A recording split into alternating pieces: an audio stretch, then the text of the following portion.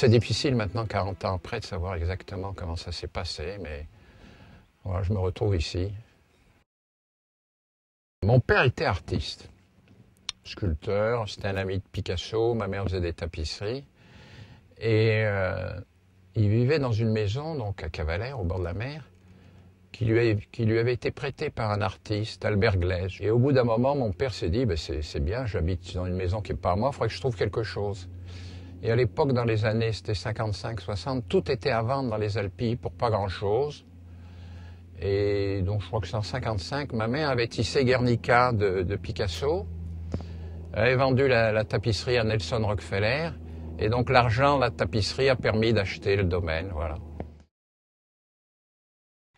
Mon père se demandait ce qu'on pourrait faire de toutes ces terres, et c'est lui qui a pensé à un moment donné qu'on pouvait faire du vin à Trévalon.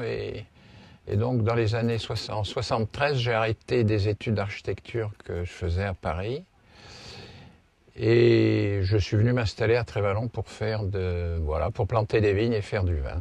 J'ai envoyé une lettre à mon père, je me souviens toute ma vie, quand il était en colère, il vous voyait, donc il m'a répondu par retour du courrier, il m'a dit « Cher Éloi, je vous interdis de venir faire du vin à Trévalon, on n'abandonne pas quelque chose qu'on a commencé. » Et donc je suis quand même venu, les relations étaient un peu tendues au début, même très tendues, puis finalement ça s'est arrangé, il a vu que ce qu'on faisait était bien. Il n'y avait pas un pied de vigne, donc il y avait un ensemble de collines, de petits vallons couverts de pins, de chênes verts, de romarins et de thym. Toutes les vignes ont été plantées sur des terrains qui ont été défrichés, donc des terrains complètement vierges de tout produit chimique. Premier vin, je me dis, c'est quand même meilleur que ce que font les autres, donc je vais le vendre 3 fois plus cher.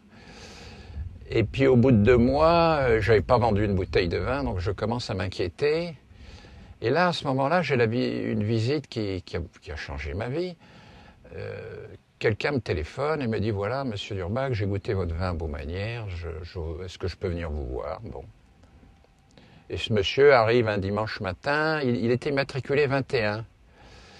Et donc je lui dis, bah, tiens, il me dit, bah oui, je m'occupe d'une propriété en Bourgogne. Enfin, on passe un moment, il déguste les vins, on fait le tour des vignes. Et à la fin, il me dit, bah, écoutez, c'est très intéressant, j'ai un ami qui est importateur à Berkeley, en Californie, il s'appelle Kermit Lynch. Je reviens dans 15 jours avec lui. Et puis je le raccompagne à sa voiture et je lui dis, mais vous êtes où? Mais il m'a dit, je suis Aubert de Vilaine, gérant de domaine Lorvain et Conti. Donc Aubert de Vilaine revient 15 jours après, il me présente Kermit Lynch. Et Kermit Lynch me dit, écoutez, le vin est très bon, voilà, mais bon, c'est quand même beaucoup plus cher qu'au voisin, donc je vais en acheter 10 caisses. Et puis si ça marche, j'en achète plus. Et puis rapidement, Kermit m'achetait 1000 caisses par an. Et Kermit le fait goûter à Parker, donc c'était dans les années 90. Et Parker dit, voilà, c'est une des plus grandes découvertes de ma vie, le domaine de Trévalon. Et c'est un peu ça qui a lancé Trévalon dans le monde entier, quoi. J'ai toujours pensé que le vin était une chose simple. Donc il n'y a pas vraiment de technique compliquée, c'est-à-dire que le raisin n'est pas égrappé à Trévalon. On n'utilise pas de levure, on vinifie les rouges sans soufre, on intervient très peu. Il y a très peu de contrôle de température, très peu de soutirage. Les vins vieillissent assez longtemps, on les clarifie au blanc d'œuf, on ne fait pas de filtration. Voilà, c'est d'une simplicité biblique. La culture de la vigne, c'est très naturel. Donc on laboure les vignes, c'est très traditionnel. On met du compost, on utilise des huiles essentielles, des extraits de plantes, un peu de soufre, de la silice. Enfin voilà, on fait le minimum. À la fin de son existence, mon père souffrait un peu, il avait un cancer et donc il était un peu, pas dépressif, mais dans une phase où il faisait plus grand-chose. Et j'ai eu envie de le motiver et un jour donc je lui ai porté des affiches qui étaient des affiches d'une étiquette de Trévalon.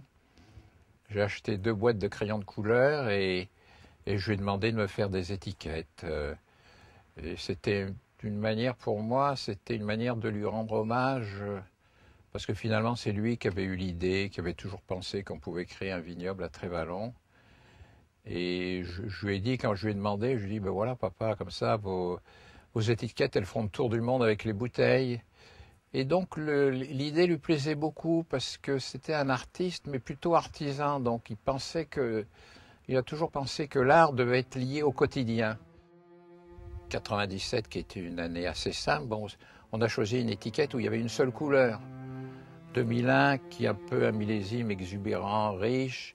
C'est une étiquette où il y a beaucoup de couleurs, où ça part dans tous les sens. 2003, qui est une année solaire, on a cherché une étiquette où il y avait des couleurs solaires, donc il y a un orangé rouge presque brûlant. On a commencé en 96, donc la dernière étiquette de Trévalon qui est sortie, c'est pour les 2009. Donc voilà, il en reste une trentaine, dont une partie n'est pas exploitable, mais au moins une bonne quinzaine. Donc il y en a au moins pour 15 ans. Bon, je ne sais pas si je ferai encore du vin dans 15 ans, ce sera peut-être mes enfants, ils auront envie de faire autre chose. Enfin voilà, ben, il y en a encore pour quelques années.